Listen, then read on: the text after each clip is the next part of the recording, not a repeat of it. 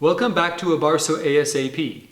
I'm sure you remember this place. We're in the Abarso Library. It really got going strong this year, and there were many students that took out books. I'm here today because April 23rd, it's World Book Day. It's a day where the entire world celebrates books, literacy, and the importance of education. How do you know which book is the right one for you? One way to know what a book is about is by looking at the summary on the back cover. So on this book, I just look here and this will tell me the whole story of what's going to happen. It won't tell me the ending though, because it doesn't want to spoil it. I can also look at the inside cover sometimes. That's where the summary is going to be. But sometimes I want to know how good of a job the author does at writing this book. That's when a book review will come in handy. Here we are in the recommended books section where there actually are examples of book reviews in the Abarso Library. Before we get started, make sure that you have a pen and a pencil and a notebook to be able to take notes in. For the book review work we're going to do today, everything can be applied to the books that you took home before the break started, whether that's one of the printed books or that's on your Kindle. Also, many of your competencies will be discussed in this lesson today, because even though we're talking about book reviews, there are many other things from your competencies that will show up. So before we begin, there is a concept we have to talk about. It's a vocabulary word, evaluate. Evaluate means to make a judgment about something based on some analysis you did. We're trying to find the value of something, what it is worth. So for example, take this big giant tub of ice cream. If I were to evaluate whether I should eat it or not, I'm going to look at the pros and the cons. One pro is that it's going to be very, very tasty. One con, however, is that it's going to give me a stomach sickness if I eat the whole thing. If I am analyzing these pros and cons, I'm evaluating. But if I just jump right in and start eating without really doing any kind of critical thinking, I'm not evaluating in that case. The main difference between a book report, discussed in Cora's video this week, and a book review has to do with evaluation. In book reports, you give a summary and an opinion. In a book review, you give a small summary but focus most of your time evaluating the value of the book. Did the author do a good job? Is it worth reading? Let's start off by looking at a book review and see what we can learn from that. The book review we're going to be looking at is from a book that almost every upper school student has read at one point or another, Lord of the Flies by William Golding. We're going to read 3 paragraphs of the review, one paragraph at a time. As you read the review, look for mention of some of the literary devices that are part of your competencies. For example, look for plot, setting, symbolism, characterization, foreshadowing, those sorts of things. In a moment, I'm going to show you the first paragraph of the review. Take a few seconds, read through it, and again, look for the mention of any of these literary devices, and try and get a sense of how does a book review start?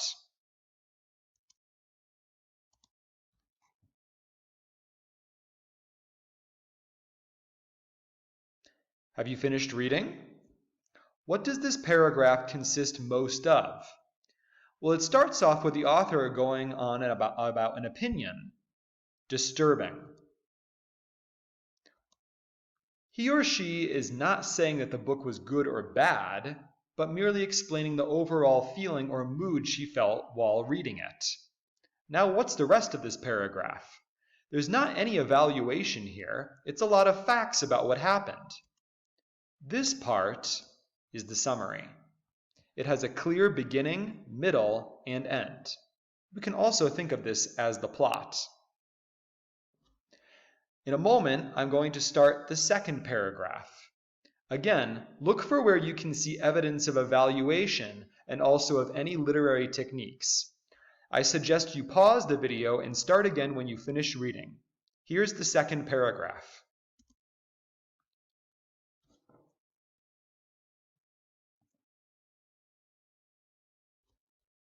Did you finish reading?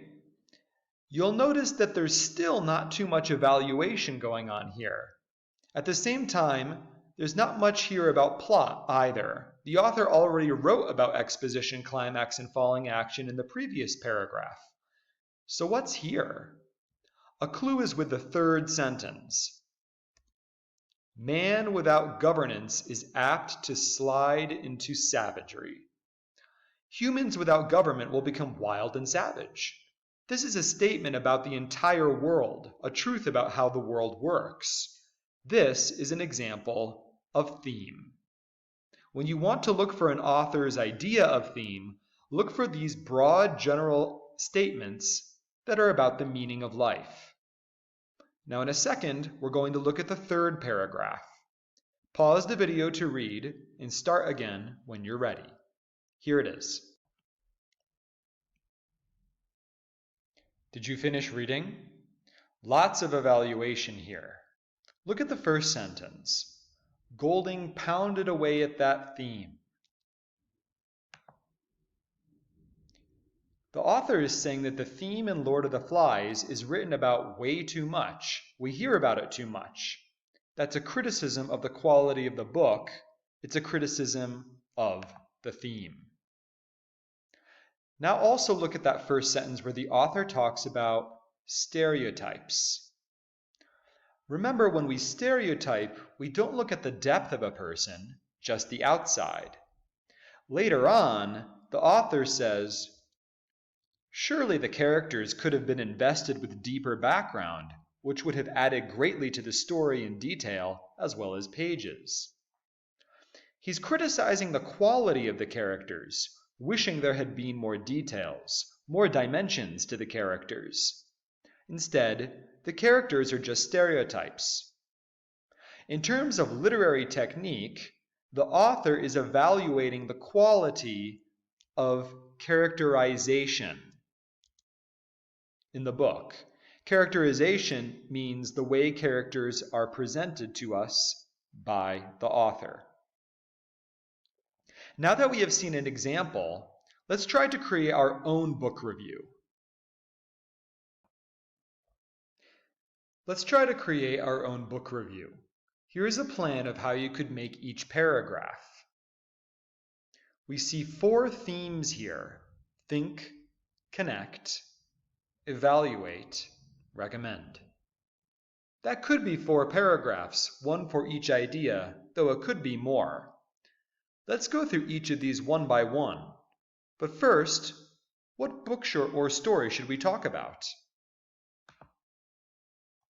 Here's another story that many of you might be familiar with, The Lottery by Shirley Jackson. You may remember that this is the story where the town gathers to do a lottery with pieces of paper, and then surprisingly at the end, someone is stoned to death. If I were to write a review for The Lottery, I would start with think and connect. Think involves what was the story about, who were the main characters, were they credible, meaning were they believable?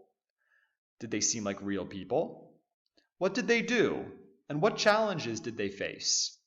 Who was your favorite character? Why? Connect means, could you relate to any of the characters in the story? Have you ever done anything or felt some of the things that those characters did?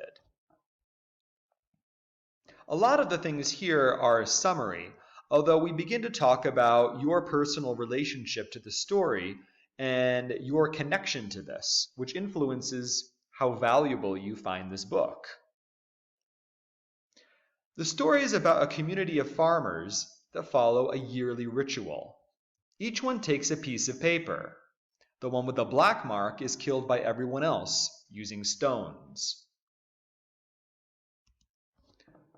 When I think about characterization and my ability to connect to the characters, I realized that I had a hard time relating to any of the characters in the book because I didn't learn much about their history or their background. I wish the author could have given me more details about the characters' daily lives so I could find things that I did too. The next part to discuss is evaluation. Did you like the book? What was your favorite part of the book? Did you have a least favorite part of the book? What might you change? This is an excellent part to start talking about the literary devices that are used in your competencies. Okay? So when I'm thinking about what I thought about the book, I found it very shocking. The author makes the lottery seem pretty calm and normal up until the very last second when it becomes clear that the woman is going to be murdered by the community. I didn't expect that would happen. I would say this author used situational irony very well. Situational irony is when a reader expects something to happen and the opposite happens. So I was expecting that this lottery would be like this happy thing, possibly a big celebration at the end, and at the very last second, wow, she got murdered and stoned to death. Did not see that coming. That's situational irony. I also appreciated the use of symbolism in this book. All the lottery tickets were blank except one that had a black dot. To me, that was a powerful symbol for death, and I knew something bad was going to happen the moment I read about that. In the last paragraph, you're going to recommend. Would you recommend this book to another person? What type of person would like this book? Why or why not? When I am looking at this book, I think it is best for readers interested in horror, suspense, and mystery. The ending is very shocking. I also recommend it to readers who have patience, because most of the story feels like nothing is really happening until you get to the end when all of a sudden, boom, person is stoned to death. That's the end of our book review lesson for today. Now, something you may be wondering is, how does this relate to my competencies? As you write a book review, you first of all need to summarize the book.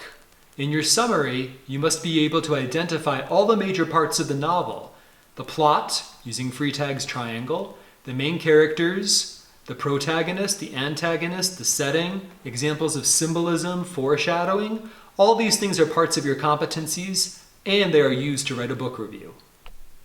Here's a tip. Once you've written a book review, send it to a friend for feedback. They can give you advice on how well you're writing about the literary techniques.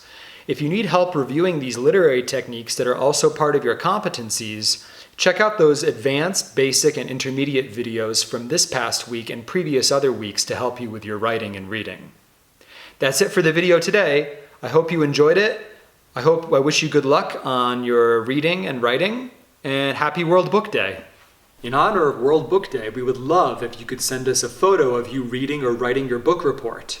These can be sent to asap@abarsoschool.org, and the most interesting and fun ones we'll post online next week.